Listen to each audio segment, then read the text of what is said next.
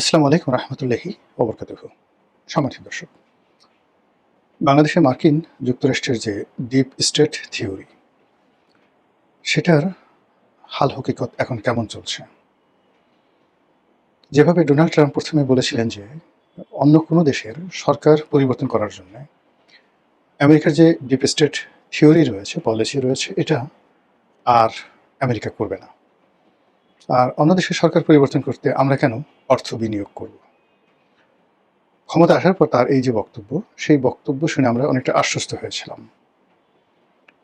দ্বিতীয়ত তিনি ডক্টর মোহাম্মদ ইউনূস সম্পর্কে একেবারে পার্সোনালি তিনি তাকে উল্লেখ করে বলেছিলেন যে ওই যে একজন ক্ষুদ্র ঋণের যে লোক আছে না, যে আমার নির্বাচনে আমার প্রতিপক্ষ তাদেরকে টাকা দিয়েছিল,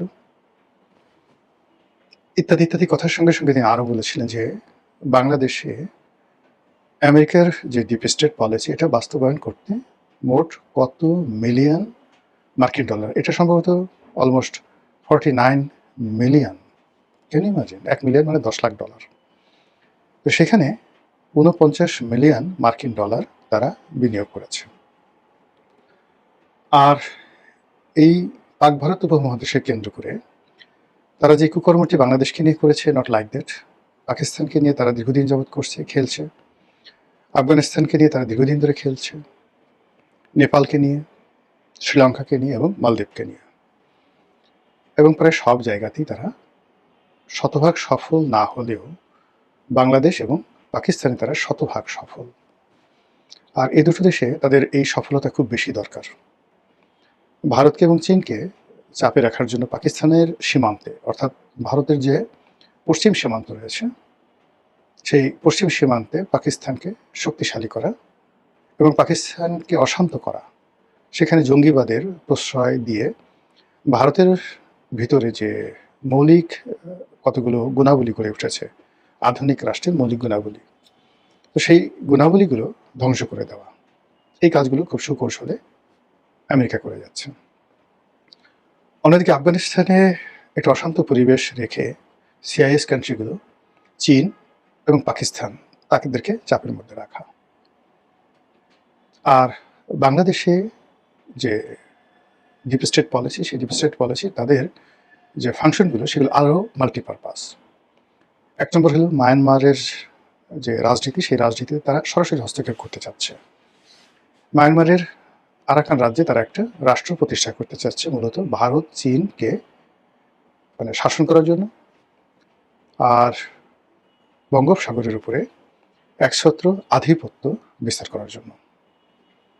ভারত যেখানে তাদের কালাধান প্রজেক্ট বাস্তবায়ন করতে যাচ্ছে, চীন যেখানে তাদের সিল্ক রুট তার একটা কেন্দ্র সেখানে প্রতিষ্ঠা করতে যাচ্ছে, সেটি মূলত আমেরিকা দখল করতে চাচ্ছে। এবং এটা আমেরিকা 1953-তে 53 সনে এই তাদের যে বার্মা অ্যাক্ট, এটি তারা গ্রহণ করে। এবং এই বার্মা অ্যাক্টটি 53 সালে গৃহীত হলেও এটি 1933 সনে তারা প্রথম এটা ইনিশিয়েট করে, এই বার্মা অ্যাক্টের বিষয়ে, থিওডর ডি রুজভেল্টের জামানাতে। তারপর 20 বছর ধরে এটা পরীক্ষা নিরীক্ষা গবেষণা চালিয়ে তারা যে প্রকল্পটি গ্রহণ করে সেটি হলো বার্মা অ্যাক্ট, যেটি 1953-তে তারা আইনগত ভিত্তি দেয়।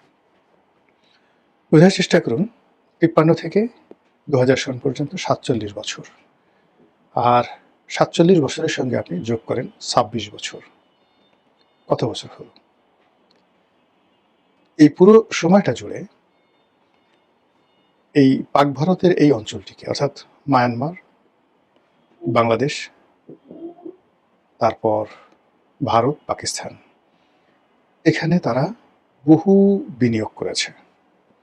তারা একজন অং সান সুচি মায়ানমারে তৈরি করেছে, বাংলাদেশে ডক্টর মোহাম্মদ ইউনূস তৈরি করেছে। তারা অং সান সুচিকে ক্ষমতায় বসিয়েছিল, কিন্তু তারা রাখতে পারেননি। এবং এই অং সান সুচির জমানাতেই রোহিঙ্গা সমস্যাটা প্রবল আকার ধারণ করে। এর আগেও ছিল, কিন্তু সামরিক জান্তা কিন্তু প্রাণান্ত চেষ্টা করেছে সেই সমস্যাটা সমাধান করার জন্য। জিয়াউর রহমানের আমলে হয়েছে, এরশাদের আমলে হয়েছে, প্রথম দফায় বেগম জিয়ার জমানাতে হয়েছে, এগুলো সমাধান করা গেছে। কিন্তু অং সান সুচিকে যখন এই ইউনূসের মতো ক্ষমতায় বসানো হলো, তখন পুরো মায়ানমারের এই অঞ্চলের যে সমাজ ব্যবস্থায় যে এথনিক গ্রুপগুলো রয়েছে, বৌদ্ধ, খ্রিস্টান, মুসলিম, তারপরে বার্মিজ, চট্টগ্রামী এবং চাইনিজ, তার সঙ্গে সঙ্গে কুকিচিন, এদের মধ্যে যে জাতিগত বিভেদ, বিসংবাদ এবং হেট্রেড, ঘৃণা এমন আকার ধারণ করেছে, প্রতিটি পক্ষ অস্ত্র হাতে তুলে নিয়েছে। আর তার প্রেক্ষিতে বৌদ্ধরা সেখানে শক্তিশালী হয়ে তারা মুসলমানদেরকে বিতাড়িত করেছে এই মার্কিন যুক্তরাষ্ট্রের চক্রান্তের কারণে। একই অবস্থা ধরুন ইনুস, মাত্র 18 মাস ক্ষমতায়। এই 18 মাসের মধ্যে মানে বিএনপির সৃষ্টি হওয়ার পর, জামাত সৃষ্টি হওয়ার পর দেশের বৃহত্তম রাজনৈতিক দল আওয়ামী লীগের সঙ্গে তাদের যে বিরোধিতা, হেট্রেড, ঘৃণা, বিদ্বেষ, এটা যে পর্যায়ে ছিল তা কয়েক লাখ গুণ বৃদ্ধি পেয়েছে। এখন সারা বাংলাদেশে এই তিনটি বৃহত্তম রাজনৈতিক দলের মধ্যে যে পারস্পরিক ঘৃণা, বিদ্বেষ, হানাহানি, মারামারি যে পর্যায়ে চলে গেছে, রাষ্ট্র ব্যবস্থা দুর্বল হওয়ার সঙ্গে সঙ্গেই এখানে ঠিক আরাকান রাজ্যে যে অবস্থা হয়েছে ওইরকম অবস্থা হবে।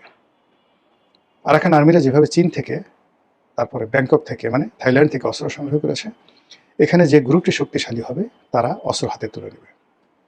কেউ হয়তো পাকিস্তানের অস্ত্র পাবে, কেউ হয়তো চীনের অস্ত্র পাবে, কেউ হয়তো ভারতের অস্ত্র পাবে। এবং এটা যখনই হয়ে যাবে মারামারি, কাটাকাটি, হানাহানি, আর ঠিক সেই সময়টাতে তারা যে বার্মা একটা করতে চাচ্ছে, সেই বার্মা একটা তারা চোখ বুঝে করতে পারবে, বিকজ ওটা ওই অংশে 100% হয়ে আছে, মানে আরাকান অংশে হয়ে আছে। এখন বাংলাদেশে সেই জিনিসটি কখন কিভাবে হবে সেই বিষয়গুলো নিয়ে মার্কিন চক্রান্ত কোনো অবস্থাতেই থেমে নেই। এখানে অবস্থা দৃষ্টি মনে হতে পারে যে হয়তো শেখ হাসিনাকে ক্ষমতাচ্যুত করার জন্যে মূলত এই কাজগুলো করা হয়েছে। Not like that.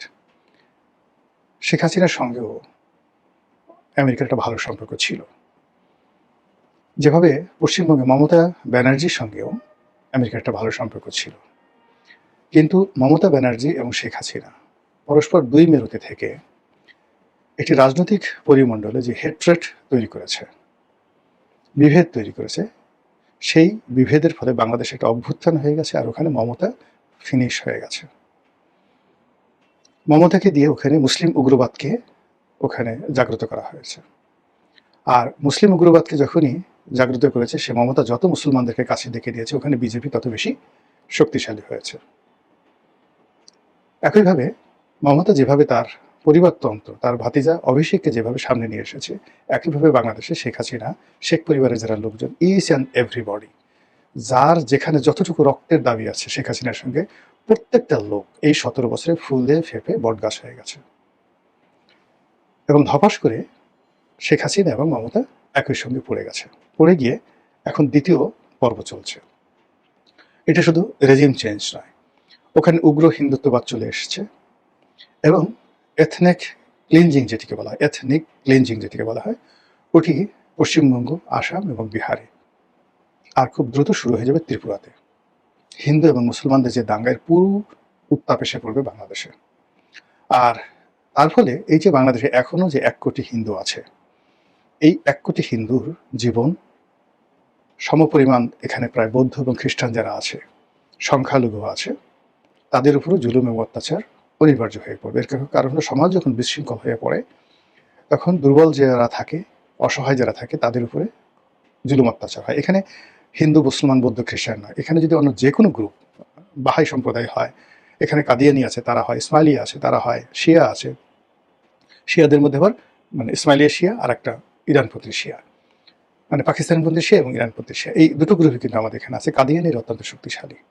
তো যখনই এরকম একটা পরিস্থিতির সৃষ্টি হবে, এই মুসলমানরা কাদিয়ানিদেরকে আক্রমণ করবে, আগা খান ফাউন্ডেশন আক্রমণ করবে, এরপরে আরও অনেক কিছু। তারপর আহলে সুন্নাত ওয়াল জামাতরা জামাত ইসলামীকে আক্রমণ করবে, জামাত ইসলামী মাজারগুলোকে আক্রমণ করবে, হেফাজত তাবলিগকে আক্রমণ করবে, তাবলিগের এক গ্রুপ আর এক গ্রুপে আক্রমণ করবে। এভাবে হিন্দু, মুসলমান, বৌদ্ধ, খ্রিস্টান, পাহাড়ি, বাঙালি, এরকম যদি একটা অবস্থা তৈরি হয়, ঠিক যেভাবে গোপালের রাজত্ব, পাল বংশের গোপালের রাজত্বের আগে 100 বছর ধরে দেয়ার ওয়াজ এ ফাইটিং, যেটাকে বলা হয় মাৎসার ন্যায়। বাংলাদেশে যে সময়টাতে মাৎসার ন্যায় ছিল, অলমোস্ট ঠিক সেই সময়টিতে জাজিরাতুল আরবে আইয়ামে জাহিলিয়াত ছিল। এখানের 100 বছর অন্ধকার যুগ, ওখানে 100 বছর অন্ধকার যুগ ছিল।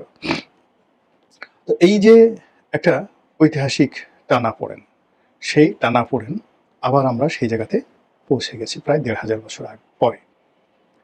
এখন এই যে একজন ইউনূসের কারণে বা তাকে দিয়ে মার্কিন যুক্তরাষ্ট্র এই পুরো জায়গাটাতে যে হেট্রেট, পারস্পরিক হেট্রেট, একজন আরেকজনের মনের মধ্যে যে প্রতিহিংসা, অবিশ্বাস, সন্দেহ, আতঙ্ক, ভয় তৈরি করে ফেলেছে, এর ফলে মানুষের কর্মশক্তি, স্বপ্ন দেখার ক্ষমতা সব কিছু নষ্ট হয়ে গেছে। আওয়ামী লীগ কবে ফিরে আসবে, বিএনপি সেই চিন্তা। আওয়ামী লীগ ফিরে এসে বিএনপিকে কীভাবে কী করবে, আওয়ামী লীগের সেই চিন্তা। জামাতকে কী করবে সেই চিন্তা, জামাত চিন্তায় করছে সেখানে সে কী করবে। এনসিপির যারা বিপ্লবী তারা বললো যে হায় আল্লাহ এ কী হলো, আমরা তো কিছুই বুঝতে পারলাম না, আমাদেরকে তো শুধুমাত্র ব্যবহার করা হয়েছে।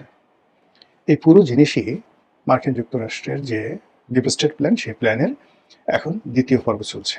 প্রথম পর্ব যেটি, সেটি হয়ে গেছে, শেখ হাসিনা চলে গেছে, এখন দ্বিতীয় পর্ব চলছে। আর তৃতীয় পর্বতে কি হবে আশা করি আপনাদেরকে বুঝাই বলতে হবে না, আপনারা খুব সহজে সেটা বুঝতে পেরেছেন।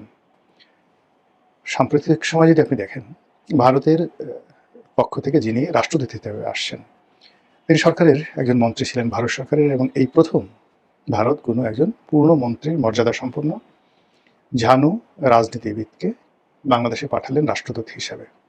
আমরা নাকে তেল দিয়ে ঘুমালো, দিল্লি কিন্তু নাকে তেল দিয়ে ঘুমাচ্ছে না। তারা এই মার্কিন যুক্তরাষ্ট্র, চীন, তাদের যে এই খেলা, গাঙ্গেয় বদ্বীপকে নিয়ে যে খেলা, তারা ঠিকই বুঝতে পেরেছে। দে আর মাস মোর অ্যালার্ট, মোর দ্যান এনিথিং। আবার আমেরিকা, আমেরিকা এই যে ভদ্রলোককে এখন রাষ্ট্রদূত হিসেবে পাঠিয়েছেন, তিনি মিস্টার ব্রেন্ট ক্রিস্টেনসেন। অতীতে আপনি দেখুন যে এই ভদ্রলোকের চোখের দিকে তাকিয়ে দেখুন, তার বডি ল্যাঙ্গুয়েজ দেখুন, এবং 1972 থেকে এখন পর্যন্ত সকল রাষ্ট্রদূতকে একে অপরে দেখতে থাকুন। দেখে এই ভদ্রলোককে আপনার কী মনে হয়?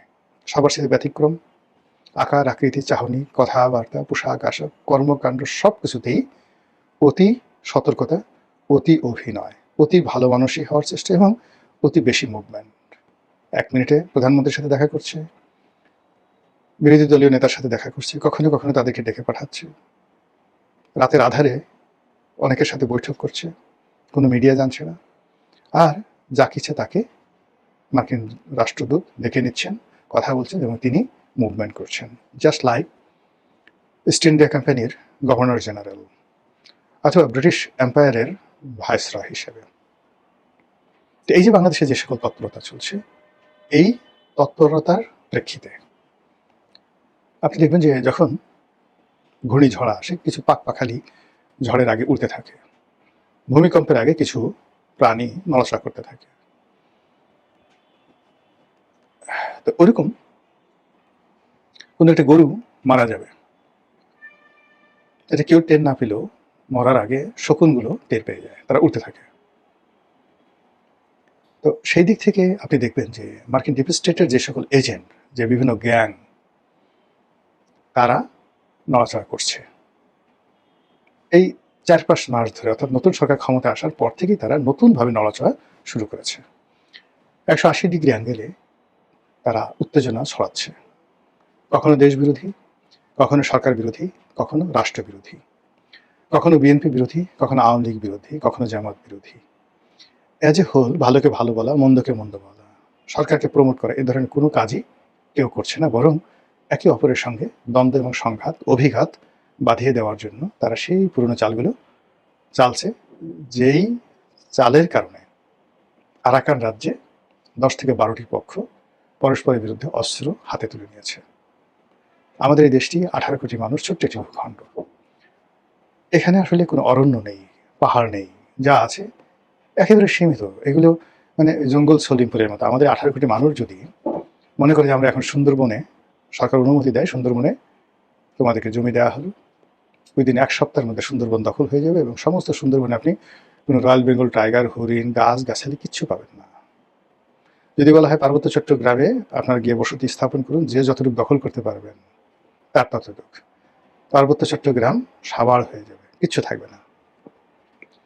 তো আমাদের জনসংখ্যা এত বেশি যে আমাদের এই জনসংখ্যার কারণে পাহাড়, নদী, সমুদ্র কোনো কিছুই নিরাপদ না। যদি বলা হয় পদ্মা নদী তোমাদেরকে লিজ দিয়ে দেওয়া হলো, যে যতটুকু দখল করতে পারো তোমাদের, দেখবেন যে পদ্মা নদী পুরোটা বাঁশ দিয়ে ঘেরাও করে বাঙালি দখল করে ফেলেছে। There is no river. এ কারণে এত বেশি জনগণ, এটাকে আসলে জনগণের অরণ্য বা জনগণের বনাঞ্চল বলা যেতে পারে। আপনারা জানেন যে বনের, অরণ্যের একটা দিন আছে, রাত্রি আছে, অরণ্যের একটা আইন আছে। এমনি জনগণ যখন অরণ্যে পরিণত হয়ে যায়, সেই অরণ্যেরও অনেকগুলো রোদন আছে, কান্না আছে, ভয়ঙ্কর দীর্ঘশ্বাস আছে। অরণ্যের দিন আছে, রাত আছে, অরণ্যের আইন, দ্য জঙ্গল আইন, সেটা আছে।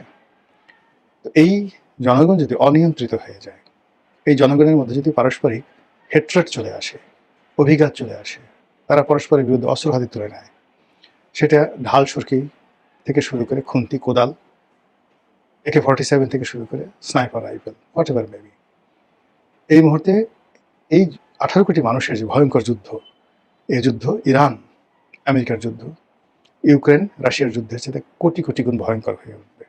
রক্তের হোলি খেলা শুরু হয়ে যাবে। মহান আল্লাহ আমাদের সবাইকে হেদায়েত দান করুন এবং হেফাজত করুন। আসসালামু আলাইকুম রহমতুল্লাহি ওয়া বারাকাতুহু।